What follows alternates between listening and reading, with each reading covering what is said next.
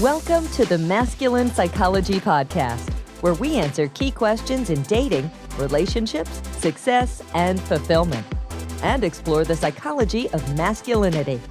Now, here's your host, world-renowned therapist and life coach, David Tian.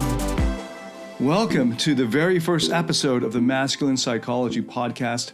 I'm David Tian, your host, and I'm super excited to welcome you to the very first episode of this podcast where we're going to be looking at everything having to do with psychology, especially as it relates to masculinity. Okay, so for our very first episode, we're going to be diving into this big topic and this point of why dating tips don't work, why dating advice just doesn't work, why in fact it could even be dangerous. And then I'm going to mention the one caveat for all of this. Okay, so I've got 3 points that I'm going to be sharing plus a caveat. All right, so this is addressing, going right head on to tackle the myth of just the tips. I'm just going to put it that way so it's easy to remember, just the tips. Just like you shouldn't believe, well, women shouldn't believe when a guy says just the tip, or maybe you shouldn't believe it for yourself. You also shouldn't believe in this myth of all you need is tips, or all you need are the tips or advice. And I totally get it. If you're looking for the easy way to do something, to look for the hacks or what might turn out to be the lazy way to do something, I totally get that. A big part of my life and the success that I've gotten is through looking for the hacks, the optimized way, the most effective and efficient way to do something, and seeing how most people do something as being the default control against which you will test your more optimized hack or something. I totally get that. And again, I've derived a lot of benefit from that approach as well.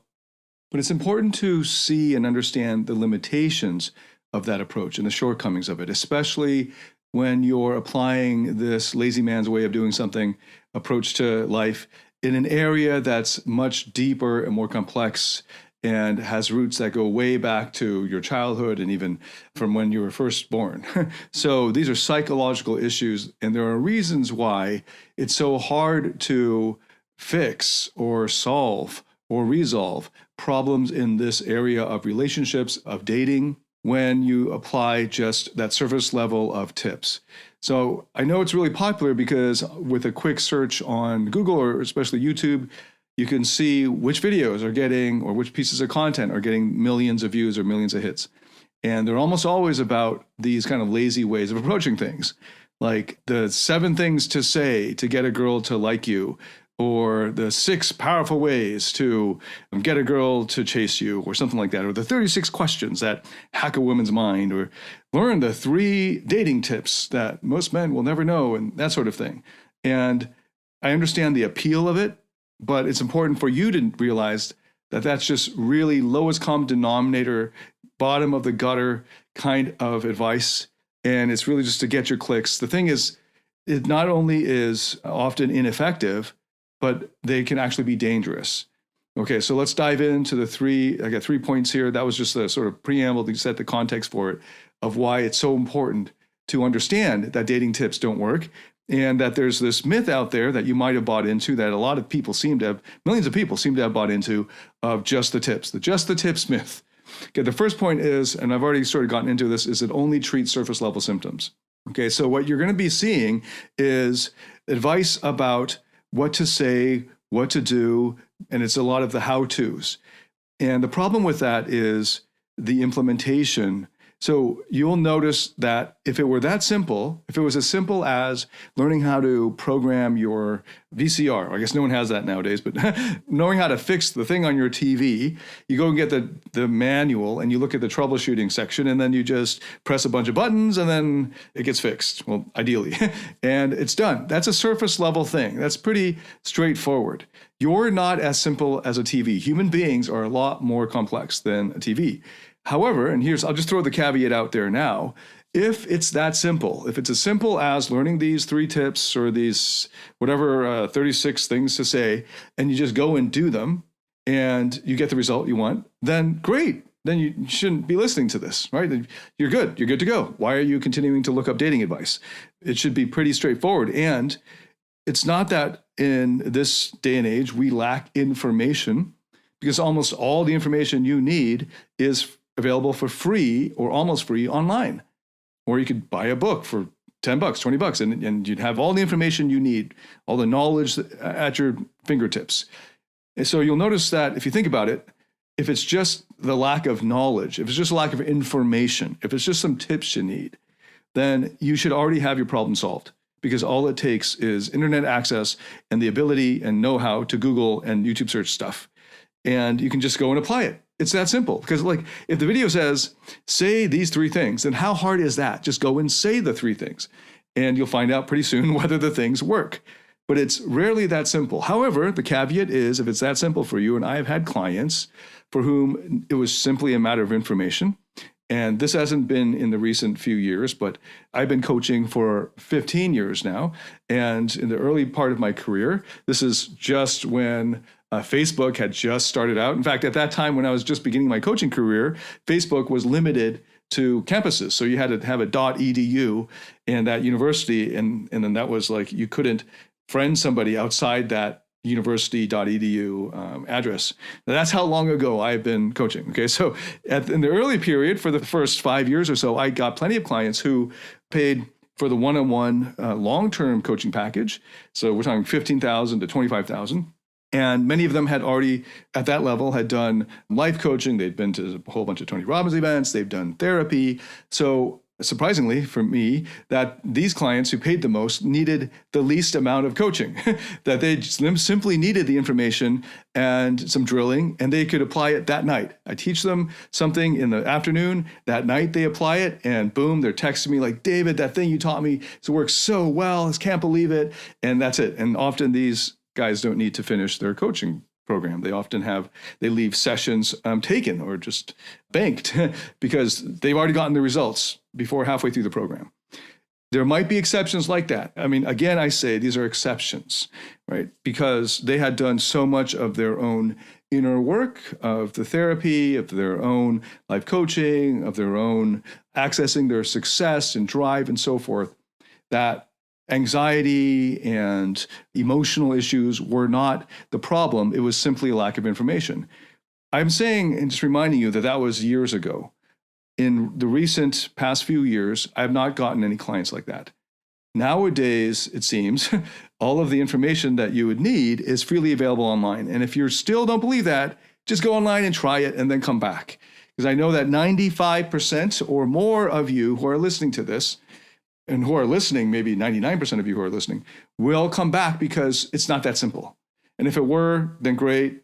I'm happy for you. Go and do it. In fact, on my side, I've already produced as much information and made it readily available for free, like this episode, but in addition, a free masterclass that you can get just on my website. Just entering your email on my website, you get access to 13 or more masterclasses that I've done, video classes, audio classes. I've done PDF ebooks for free. And you can just get it all for free. All the information you need to succeed in your dating life is readily available.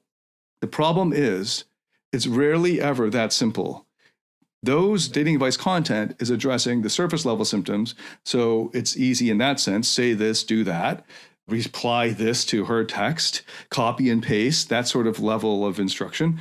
The danger is you could waste a lot of time at that level and get really frustrated. This is sort of like the WebMD level of medical treatment, where you spend a lot of time self-diagnosing and then implementing based on your own self-diagnosis and then actually making things worse. Okay, so that's the first point. These dating tips only treat the surface level symptoms. The second point is that it actually could be dangerous, not just ineffective, but it could be dangerous because it might actually work. And then you end up developing a reliance on this palliative. So earlier I said there's a caveat, it might work. But that only applies if it works easily for you. If you listen to it one time or read it one time or whatever the content is, watch it one time, and then you go and implement it, and right away you do it and it's done and you get the results, then that's great.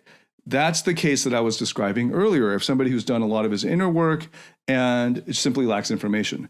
For most people, though, if they work really hard at it, that is, they attempt to do this tip or this technique or tactic or whatever, maybe 10 times or 100 times, and then it works, like the typical standard pickup artist approach. Just persist with it and keep at it and practice and so on. And eventually you'll get it.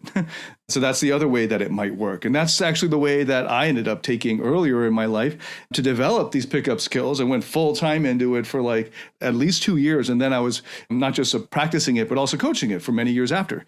And that was the approach I took. Just like any other craft, you practice and you get better at it and so forth. That's actually really dangerous because notice that it wasn't like the first case. The first case is you simply lacked information.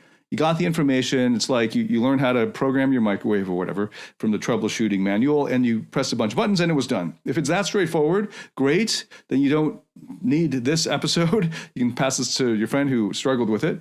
But there's that minority of guys who've done enough of the inner work that they don't have social anxiety or approach anxiety or any of those insecurities, and it's simply a lack of information. They simply don't know the language of dating or flirting or of attraction or whatever, and that's relatively easy to teach. You can learn it in a few hours, or depending on how much you don't know, right? You can learn it in half an hour or a few hours, whatever it is, and then you go and apply it. Now, if you had any trouble at all applying it, if your anxiety in applying, even just in how to begin a conversation, we call those openers, right? If your anxiety, even just in getting a woman's attention, attractive woman's attention, having her look at you straight in the eyes, and then you delivering a line that you thought about earlier, if your level of anxiety is anything above a 2 out of 10, then if you persist at learning and implementing the tips, and then you get results, it can actually be even more dangerous than if it didn't work at all. Because if it didn't work at all, then you would get to the right way to do it, which I'll get to in the next episode. You're going to get to the better way. Well, you might not get to the better way, but at least you'll give up on the wrong way. And then you'll potentially get to the better way faster. But if you end up getting some results, it's sort of like giving an addict some cocaine, some drugs, and then they get a little taste for it. And they want more and more and more, and eventually develop this reliance on the drug, on the substance to get the high.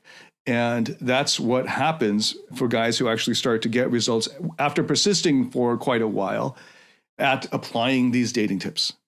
And you can take the pickup artist as the paradigm example of that, who works really hard, in my case, years of applying this pretty much full time, 7 days a week, going on dates or studying this material and then applying it in the bars and clubs, streets, and then on dates. Okay, so you can actually do that, get results, and persist. And it might work. Many guys don't make it down that route, by the way. They'll try, and it seems like that the percentage of guys who actually get success from that approach is dwindling every year. So it looks like the pickup artist community is pretty much gone now, and it's devolved into various other men's rights movements or something like that, and the kind of bitterness often that results from it. And so I'll have to address that in a different episode. But I'm just going to address the guys who haven't gone down that dark road yet, and just sort of looking at YouTube advice or something like that, and they see some innocuously titled content like 7 things to say to get a girl to like you or to chase you or something, and they look at those and they think, this is it. Now I just need more of this and I will be fine. I'll be great with my dating life. Finally, attractive women will finally like me and I will be happy. So I'm addressing those guys. If that's you, listen up. If you're close to it, or if you know somebody like that, you should also listen up. The problem with it persisting at this advice, these tactics, tips, techniques, strategies, and methods, is that they actually might work after you work at it for a long time. And then you'll actually go down a dark road. And it's sort of, like I was saying, I'm going to stick with the medical analogy here, as becoming addicted to the drug, or let's stay with the medical, you become addicted to the prescription drug, right? Now you have to rely on that. And what it creates is barriers to your true self.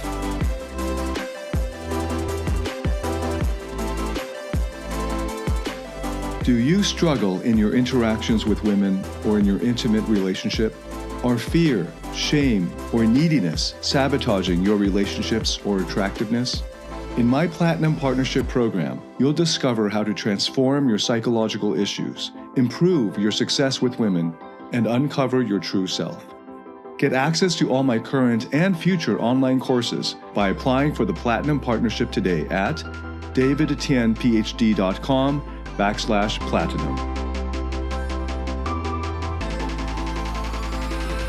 Okay, so that you're now relying on the palliative, now relying on this drug that actually doesn't work that well. But if you just hammer at it, it might then click because you've now developed certain patterns in you that weren't there before. And this is actually going to make it harder for you to unlearn these things. Now you have layers of false self or false personas, patterns that are going to make it harder for you because there's just more barriers to getting to the vulnerability of that the core insecurities that were making it hard for you to get it in the first place. Those anxieties that kept coming up, that were the neediness, the core neediness that was getting in the way of you smoothly implementing whatever dating tips you happen to like. So then you persist through those in a kind of warrior mentality of I'm just going to work really hard at it and just keep pushing at it. And eventually, for the 5% who actually persist enough, it will actually work. And for the rest of the guys, the other 95% who try to make it work, many of them get frustrated, and then they get angry, and then they get bitter, and then they blame women, and they hate themselves even more, and they just become hopeless and despairing. And that's bad. As it actually makes things worse than if you were in a more innocent state, right, and had not gone down that route. Now, obviously, hope is not lost if you happen to have tried to apply dating tips, advice, tactics, whatever, because apparently there are millions of views on these videos and articles and so on. So I know that that's the majority of people going online to look for dating advice are getting sucked into the surface level, superficial tips level of advice. So I'm telling you, there's hope. I went down that road. I went extreme down that road. So there is hope. It just makes it harder. The journey is going to be longer. It might actually work out better for you like it did for me, because now I can help other people because I've gone down that road as well. And that's the second point, that it might work if you persist at it, and then that will actually be more dangerous. And that leads directly into the third point. The reason this is more dangerous is because it exacerbates the underlying issues. The underlying issues that were originally making it so hard for you to smoothly and effortlessly apply whatever dating tips that you had. So in fact, getting more, like the fact that you're looking at dating advice is fine, obviously. You're looking for whatever help you can get, right? And if you find some good advice that you think, oh, that makes sense, and you go and apply it, that's a good litmus test to see whether you have these neediness or insecurities or anxieties that get in the way. And if you don't, like I said, if you don't have those, if they don't come up, then you should be able to apply the dating tips right away and get the results. If it's good tips, most of the tips suck, but then you see that the tips suck. But notice that there's your internal state when you're applying it. Is there anxiety? Are these insecurities coming up? Are you hearing an inner critic in your head? Are you hearing the self-doubt? If you are, those are symptoms of those are parts in you that are bearing these burdens that ought to be addressed through a therapeutic process, right? That would have been better for you to go directly to that rather than waste your time going through the dating tips. And even worse than a waste of time, like I said, point number 2 is that it might actually work if you persist at it, but then you get hooked on the thing that doesn't work, that isn't actually supposed to work for you, but you forced it. And in order to force it to work for you, assuming therefore that it did not come naturally to you and you had to force it, you've now created false selves that are barriers or layers between like your consciousness and your true self and your inner child, exiled vulnerability.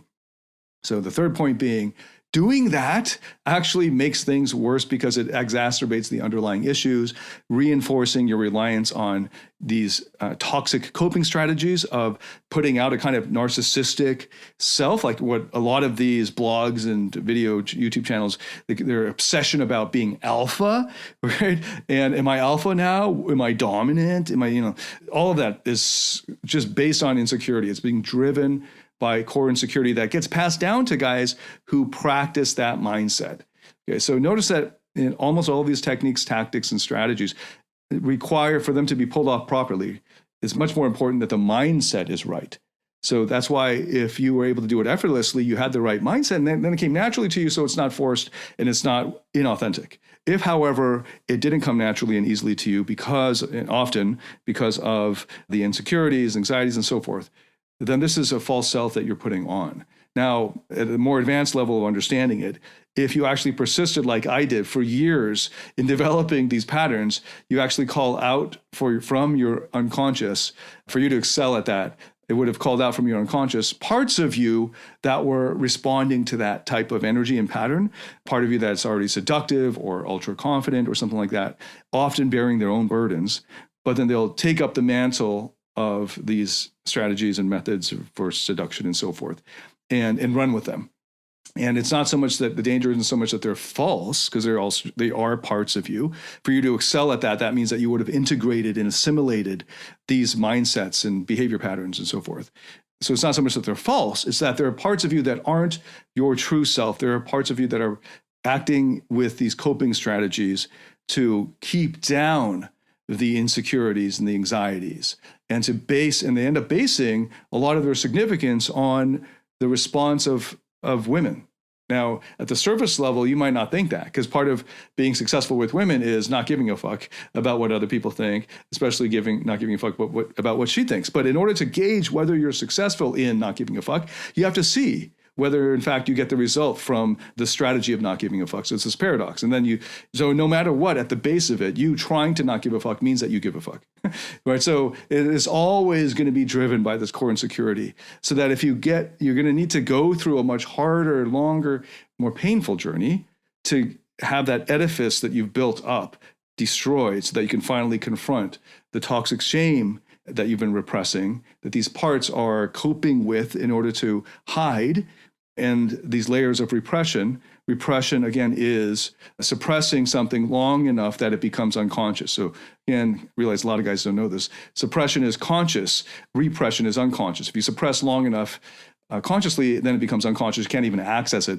That's part of what it means to be unconscious. The repression is just there. You're not even aware of your own toxic shame that you're carrying around.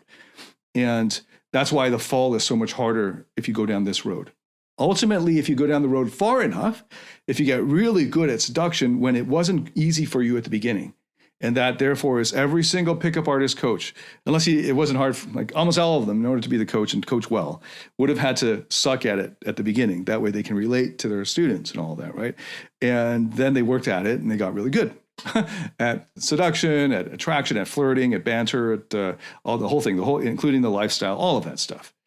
And in order to succeed there, they would have had to adopt behavior patterns and thought patterns that are in common with narcissistic personality disorder. And studies have shown those who have narcissistic thought and behavior patterns end up with more sexual partners than those who do not. In addition, you could throw in their game playing of kind of Machiavellianism and another aspect of being unempathetic, so that there's this degree of not caring so much about what other people think, not feeling what they feel. That gives you this barrier when you fuck them over. So, in fact, if you were able to learn these traits, you could actually become more effective in having more sexual partners. And in fact, if you were to go that far, you'd end up becoming a kind of second nature predator. And it's predator in kind of the literal sense. So hopefully you didn't go that far. But however far you went, if you persisted and it worked, it would actually just exacerbate your underlying psychological issues that now you've added layers over top of, which will make it harder and it will take longer for you to go through the therapeutic process to do it properly. However, if you did go that route, and if you were like me, don't despair. Your journey will be richer in that sense. It'll just take longer. It'll be more painful, but it's doable. And I'm making this episode partly to warn all of those who are tempted. If you're tempted to binge watch or binge consume more of that tips level of dating advice, this is the warning. Don't do that. It doesn't work. And even if it did work, it would be very dangerous for you if you persist with it. With the one caveat, which is if you can hear it, watch it, read it one time, and apply it right away that day, and it works like a charm, then that's fine. All right, just you go with it. Power to you. But that's not most people, and that certainly wasn't me. Let me recap for you these 3 points. The first point is why dating tips don't work is, and just the background of the just the tips myth and how so many people buy into the just the tips myth, don't buy into that myth. The first point being is because it only treats surface level symptoms. The second point being that even if it were to work for you after putting a lot of effort into it, it could actually be more dangerous. And the third point being, it could be more dangerous because it would then exacerbate the underlying issues that you're now avoiding and coping with instead of dealing with them directly. And it will reinforce your reliance on these maladaptive coping strategies. And it will create more repression, add on more toxic shame, and might actually create narcissistic personality disorder patterns in you. And if you go to extremes, it might actually create a whole kind of narcissistic, Machiavellian, psychopathic personality that wasn't there before, or that wasn't developed before. And then you develop a reliance on that. And it gets harder to get through to the vulnerability that's underlying it, the core neediness, the core insecurities that require the healing and unburdening to happen in order for you to become happy and fulfilled and be able to naturally attract the right woman for you, or the right partner for you in an intimate relationship. Okay, so what we've covered is super important. If you don't know this, very likely you will get sucked into this content that's getting millions of clicks. And you'll be like screwed up like the majority of the world is when it comes to dating and relationships. Now, you might not know that because I realize that most people who don't have a thriving dating life look around and see everyone else is happy and they're all coupled up and they're happy. I'll tell you, that's also a myth. No, they're not. You just don't know them well enough. The majority of people who seem to have happy relationships on the outside, if you talk to their therapist or if you just get to know them better, you realize they're all going through the same conflicts. And if they're not prepared, because we're not evolved for happiness in relationship, we're evolved to survive and have sex, right? And then have sex and have babies. We're not evolved to live in harmony with one another for more than a few years. And there's tons of research on this. I've done tons of lectures, seminars, and all that on there. If you need to look it up, you can go to my website, davidtianphd.com, or you can go on my YouTube channel, or anywhere where I put out this free content. This is well-known information, but I understand if you don't know that. Because if your dating life is not thriving, I understand that you think everyone else is and you feel left out. The truth is, if you look at what most people are doing, just like appealing to your hacks and optimization culture, if you look at what most people are doing, it's probably not the right thing, not the best way to do it. And I understand why you would then look for the hacks. I'm telling you, this type of hacks, these tips for almost everybody, they will actually be more dangerous in the long run. Like I said, I went through this myself. And I learned it the hard way, okay? So I'm sharing that for myself, but I'm also sharing it because I've seen the destruction in the personal lives of actually all of the dating coaches I know of. Most of them are still living the destruction. Some of the rare ones have made it through a therapeutic approach. And I want to spare you from that fate. Now, if you don't pay attention to this and you buy into the just the tips myth, like not only will you not get results, and you'll know this already if you're getting frustrated because these tips you're getting online, they don't work or they're hard to implement and you're getting frustrated. There's a good reason for that. It's because most of them are ineffective. And then the few rare ones, rare tips that actually could work, it doesn't work. They don't work for most people because most people are walking around with core insecurities and core neediness that is unaddressed.